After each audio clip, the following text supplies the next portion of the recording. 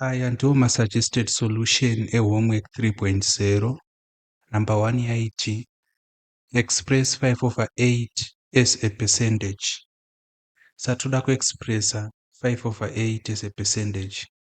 Tinoita sei? Maybe as a matter of recall, toda kutanga taisa ka summary kezvatikaita nesuro or in lesson 3.0. Saka summary iyi inoti iyo kana tichibva kupercent and our example was x%. Tichienda kufraction, the fraction of x% rinenge riri x over 100. Saka zvinoitika panapa from percent to fraction, we are going to divide with 100. Then from fraction to percent, we are going to multiply with 100. Saka takasummarize like this, kuti kana tichibva kupercent tichienda kufraction, we divide with 100.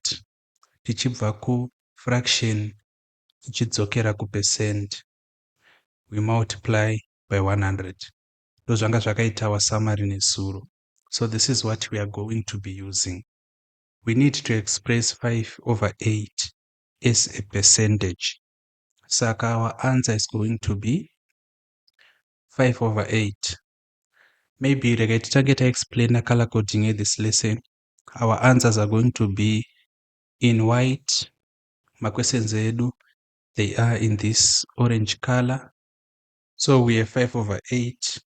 Because it's from a fraction to percent, we are going to multiply with 100. Then panapa we can see kuti we have a factor inopinda muna 8 ichipinda futi muna 100.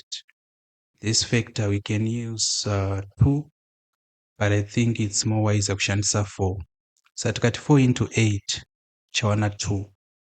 Tikati 4 into 10 tinowana 2 with a remainder of 2. Tikati 4 into 20 chawana 5. Kuda kuti panapa tasarwa tina 5/2 times 25. Then takuapply that general rule inoti iyo we have to multiply numerator by numerator, then denominator by denominator.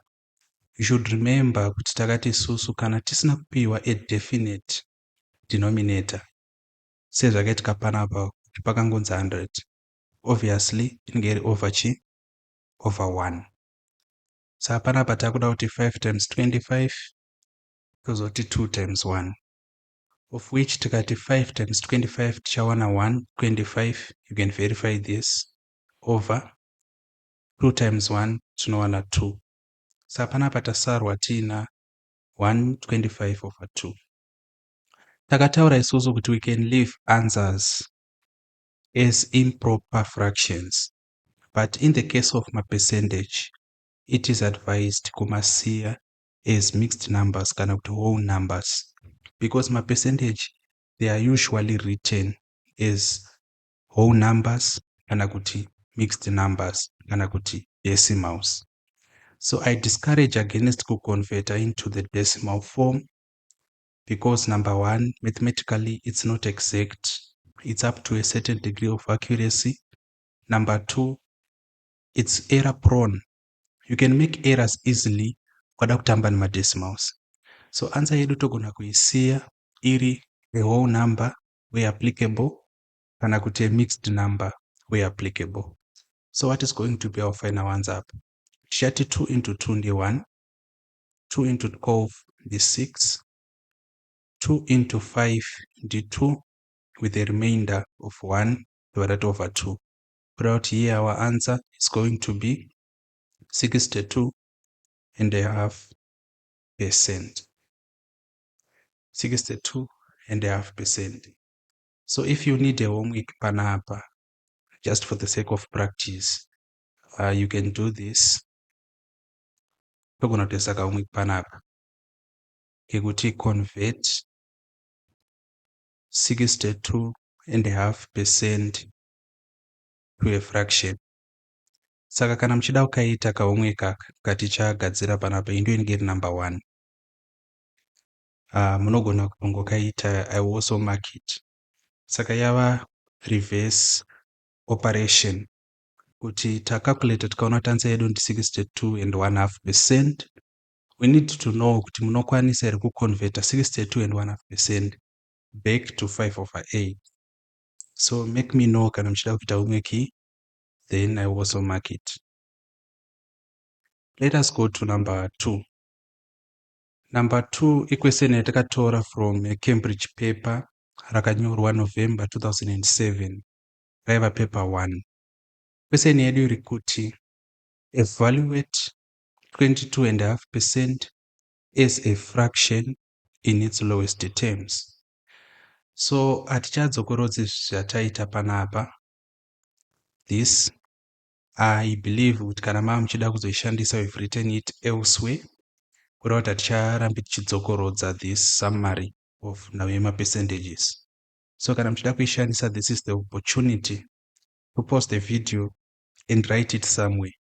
Takungoi apply in its absentia.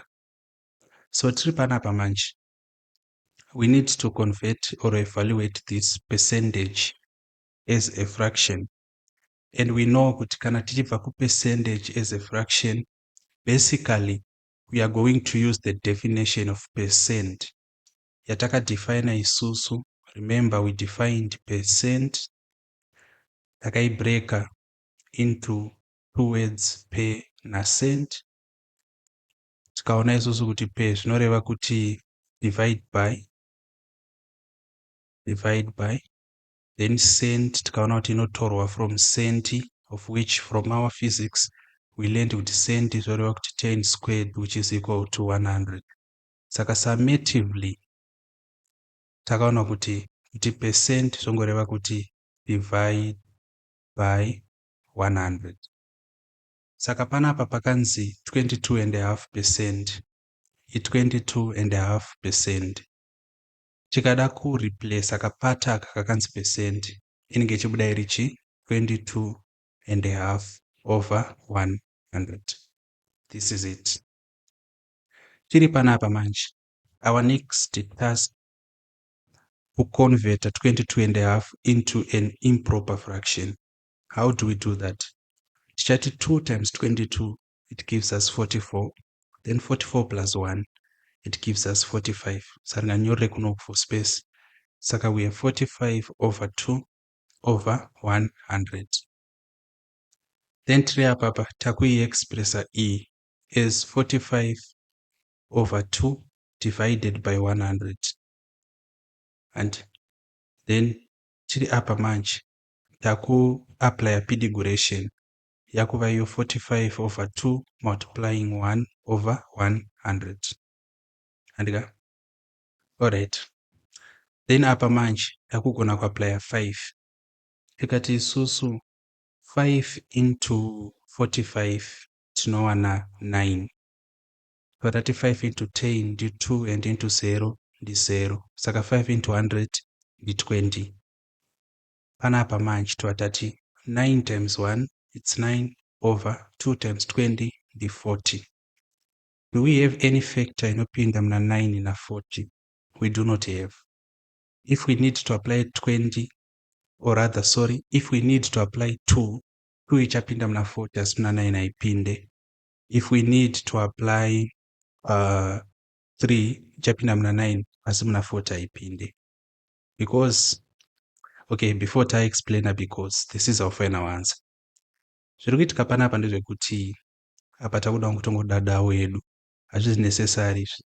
We learned in our first lesson pama preliminary chapters atiri kuita kuti the factors of 9 and we have 1 as a universal factor, tina 3 na 9. Uzona. Then tikati the factors of 40, tichaita 1, tichaita 2, tichaita 4, tichaita 5, tichaita 8, 9 aipinde, tichaita 10, then from 10 tichaita 20, then 40.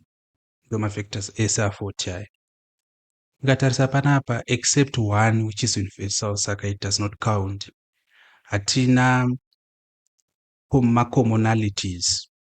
hatina mafactors a9 akafanana nemafactors a40 except for 1, because 3 iyi haimo mafactors a40, 9 haimo mafactors a40. Izvi manje ndo zvinopa kuti tione kuti hatina a-common factor inopinda muna 9 yobva yapinda futi muna 40. So this is going to be our final answer, 9/40. Let us go to number 3. Number 3, taken from November 2008, paper 1, Cambridge, that is, iri kuti express 13/40 as a percentage. So we need to express a fraction as a percentage. And we already know, as we learned, that we are simply going to multiply the fraction with 100. Zvinoitika panapa ndezvekuti we can define katarisa a fraction handiti. Kana tichimultiply na100, zvatingoreva ndezvekuti we need to determine what part of that fraction fits into 100. Illustration yezviri kuitika panapa ndeiyi. Let us assume kuti nekeke. You understand? Keke redu rakadai so. Then of course we have a sender. Handiti toda kuchekera vanhu mapisi. Umwe munhu obva hanzi anofanirwa kuchekerwa 13/40 of a piece. Mabona. So maybe 13/40 of a piece, of which complete revolution yedu panapa inenge irichi weighted out of 100%. Saka we need to determine that 13/40 it is what fraction of 100. 13/40 is what part of 100. Do idea iripo pakuconverta a fraction into a percentage. Or we can use an example yatajaira. Tanyora test, then test here out of 40, tapiwa over 13 out of 40. Then tapiwa a4 handiti. Aroda kuziva kuti koimbori percent ipi. What percentage is 13/40? And I multiply with 100. And this is the idea. Saka I was just telling you the idea. Let us slide back to the question. Saka question yedu panapa manje. Multiply 13/40 times 100. Saka 0 ish yakuchekana nechi ne 0 inoi. Takuti isusu 2 into 4 chawana 2 and 2 into 10 chawana 5. Sanda kuti muone sese zvaitika. Mazero ndo atanga achekana 0 ish yachekana nechi ne 0 inoi handiti. Then tikazoona kuti we have a common factor inopinda muna 4 ichipinda muna 10, which is 2. 2 into 4 ndi 2 and 2 into 10 ndi 5. Kureva kuti tasarwa tina 13/2 times 5. Takuapply that rule inotaura pamusoro pechinhu pekuti numerator over numerator times denominator over denominator. Saka takuda isusu manje kuti 13 times 5.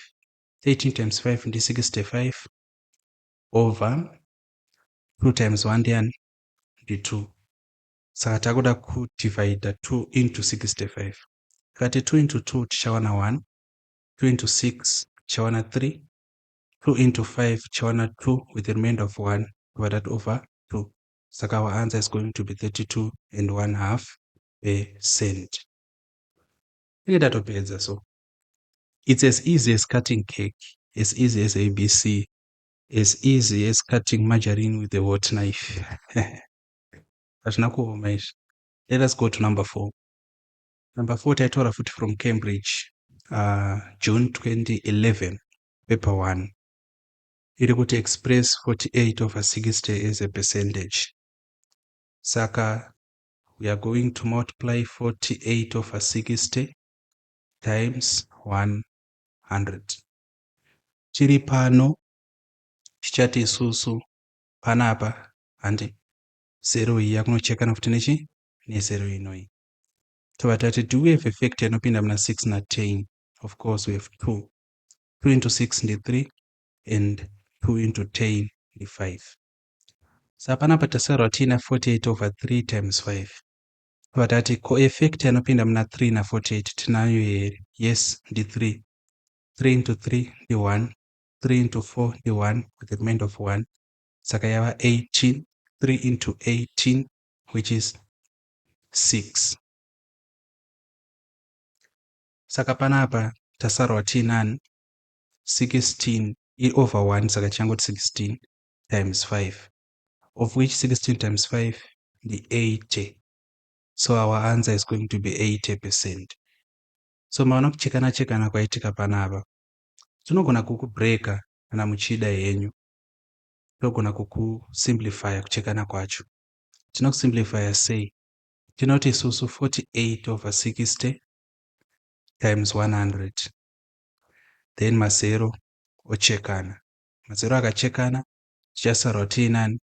Tina 48 over 6 times 100. Then tikati, sorry, minus 10. It's 10 panapa because mazero achekana.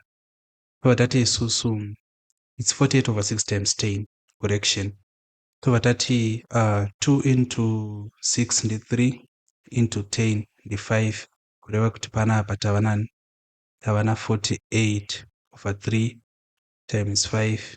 Tozoti isusu 3 into 3 1 into 4 ndi 1, then remainder 1 into 8 into 6, so just 16 times 5, which gives us 80%. But we saved ourselves the labor of kuzita. We can just do it procedurally and strategically. We arrive at our answer. We are done with number 4. Let us go to number 5. Number 5, Cambridge, June 2012, paper 1. Express 72% as a fraction in its lowest terms.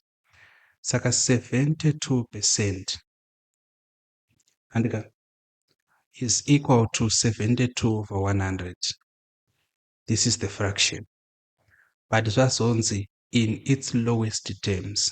So we need factors here. Factors anopinda muna 72 achipinda zvakare muna 100. Saka pamafactors edu zvatichaita panapa tichashandisa isusu 4. Tikati 4 into 7 ndi 1 with the remainder of what? 5, 6, 7 of 3. Tikati 4 into 32 ndi 8. 4 into 10 ndi 2 with a remainder of 2. And 4 into 20 ndi 5. Saka we have an answer of 18 over 25. And you can investigate. We do not have a factor inopinda muna 18 ichipinda muna 25. We just do not have. So our answer becomes 18 over 25. Kana wanga wanyora 72 over 100 hawani mamakisa akakwana. Kana vanhu vakatopasa gore iroro hautowani kana mark, because you did not answer the question. Question yati express as a fraction in its lowest terms. So this is going to be our work. These are the suggested solutions of homework 3.0, homework iripa lesson 3.0 in our ZIMSEC O-level maths course. Kana mine mufunzo pertaining to this lesson, kana to suggested solutions are, you know where to find me. Either contact me directly or through comments section. Otherwise, thank you for your attendance to this lesson in class.